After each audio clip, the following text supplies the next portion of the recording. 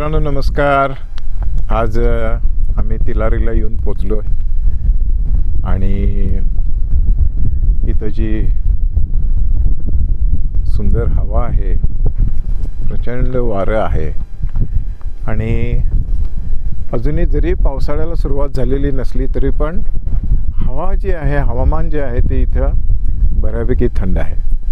आणि तुम्ही बॅकग्राऊंडला बघू शकताय मित्रांनो, दऱ्या खोऱ्या हे जे डोंगर आहेत हे किती सुंदर दिसत आहेत आणि खरोखर एक प्रेक्षणीय स्थळ आहे. आणि हा जो आहे, हा माथा जो आहे, हा ॲक्च्युली हा कायम एक टुरिस्ट स्पॉट म्हणून प्रसिद्ध झालेला आहे. आणि आता बऱ्यापैकी बॅरिकेड्स वगैरे इथं उभे केलेत. पूर्वी इतकी सोय नव्हती. इथं डोंगरामध्ये आणि ह्या जंगलामध्ये बरेच वन्य प्राणी राहतात.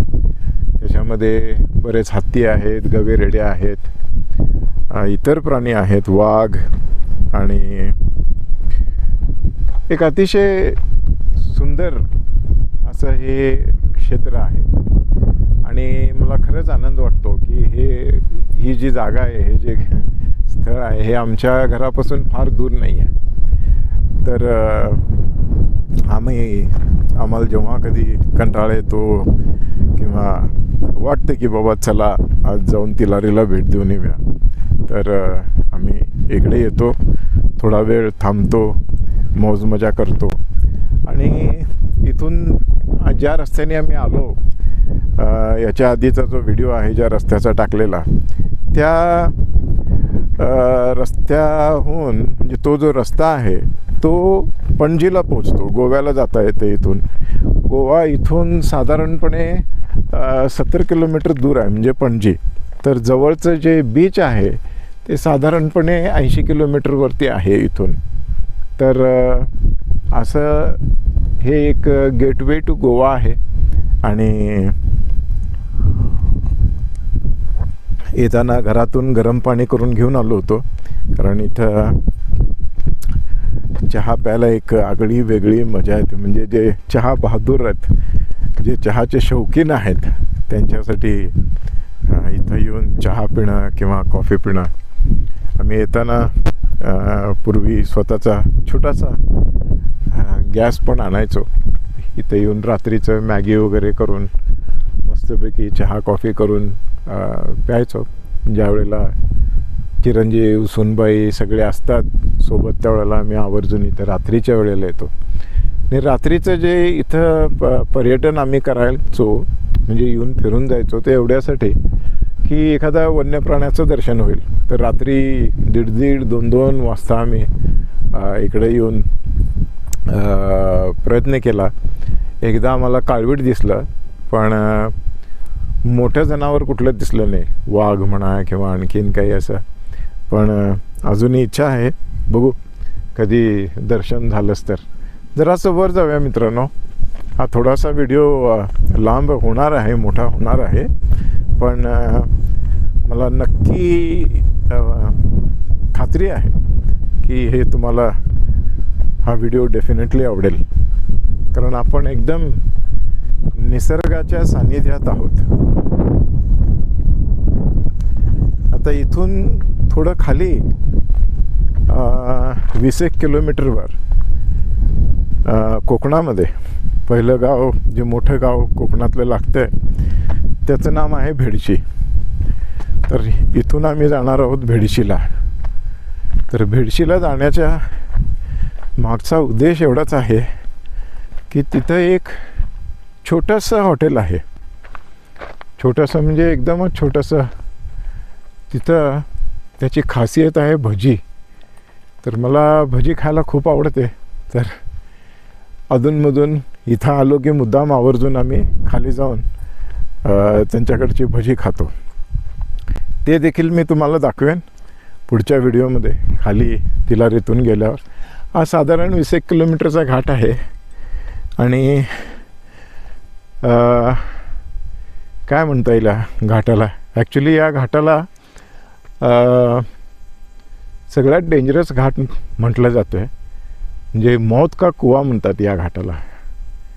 कारण इथं पूर्वी फार ॲक्सिडेंट व्हायचे आणि आताची सध्याची परिस्थिती मला नाही माहिती खरंच, पण पूर्वी इथं जे जर ॲक्सिडेंट झाला या घाटात तर इन्शुरन्स क्लेम करता येत नाही अशी एक परिस्थिती होती.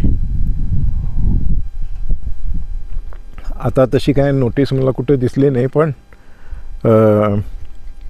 फलक जे आहेत ते सरकारनं लावलेले आहेत मोठे मोठे की मौत का कुवा, डेंजर अहेड, असे जे वॉर्निंग साईन सगळीकडे आपल्याला दिसतात.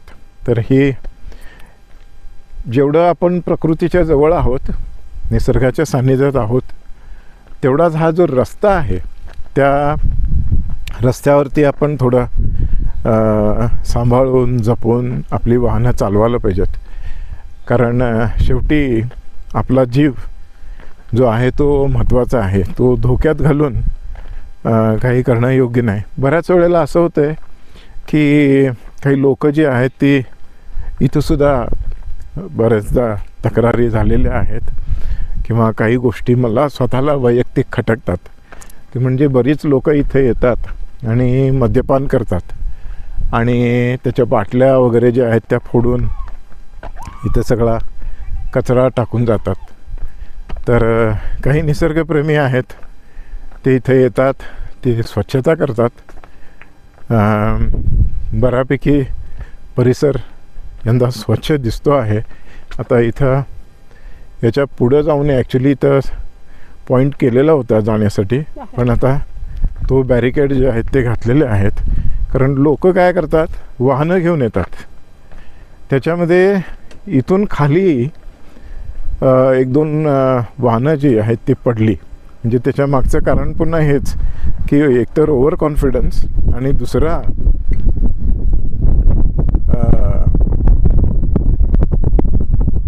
मद्याचा असर. तर हे जे खाली कातळ आहे, त्या कातळावर जर कुणी चुकून इथून पडलंच तर वाचण्याची शक्यता नाही. तेव्हा बऱ्यापैकी काळजी घेणं गरजेचं आहे. आता इथून रोप खाली सोडून त्याच्यावरून चढण्यासाठी उतरण्यासाठी सुद्धा मिलिटरीनी किंवा कोणीतरी अशी ही सोय केलेली आहे त्यांच्या ट्रेनिंगसाठी. कारण खरोखर फार चांगला स्पॉट आहे हा. तर जर कधी आमच्या भागामध्ये आलाच, चंदगडमध्ये जर आलाच, जर तुम्ही गोव्याचे नाही, कोकणातले नाही, जर बाहेरून येत असाल तर आवर्जून भेट देण्यासारखा हा स्पॉट आहे. आणि आज आम्ही जरा उशिरा आलो आहे, पण सकाळी जर लवकर आलं तर इथं बऱ्यापैकी धुकं असतं आणि अतिशय सुंदर वातावरण इथं असतं. आणि त्याचा आनंद जर तुम्हाला घ्यायचा असेल तर तुम्ही अवश्य इथं भेट द्यायला पाहिजेत. आणि मी जसं सांगितलं की माझ्याकडे होमस्टेची फॅसिलिटी अवेलेबल आहे. माझ्याकडे 2 व्हीलर्स आहेत, 4 व्हीलर आहे. आणि जर मोठी फॅमिली असेल तर त्यांच्यासाठी आम्ही टूरसुद्धा ऑर्गनाईज करू शकू. तर नक्की या निसर्गाचा अनुभव घेण्यासाठी, उपभोग घेण्यासाठी या निसर्गाच्या देणगीचा माझं सर्वांना आमंत्रण आहे. अवश्य भेट द्या आणि ह्या निसर्गाचा जो मनमुराद आनंद आहे तो लुटण्यासाठी वेळात वेळ काढून सुट्टींच्या दिवसामध्ये केव्हाही अवश्य इकडे या. नमस्कार मित्रांनो, आमचे व्हिडिओज आपण पाहताय आणि लाईक करताय, शेअर करताय. चॅनलला जर अजूनही सबस्क्राईब केले नसेल तर आवर्जून करा आणि बेल आयकॉन दाबायला विसरू नका. नमस्कार मित्रांनो, भेटूया पुन्हा.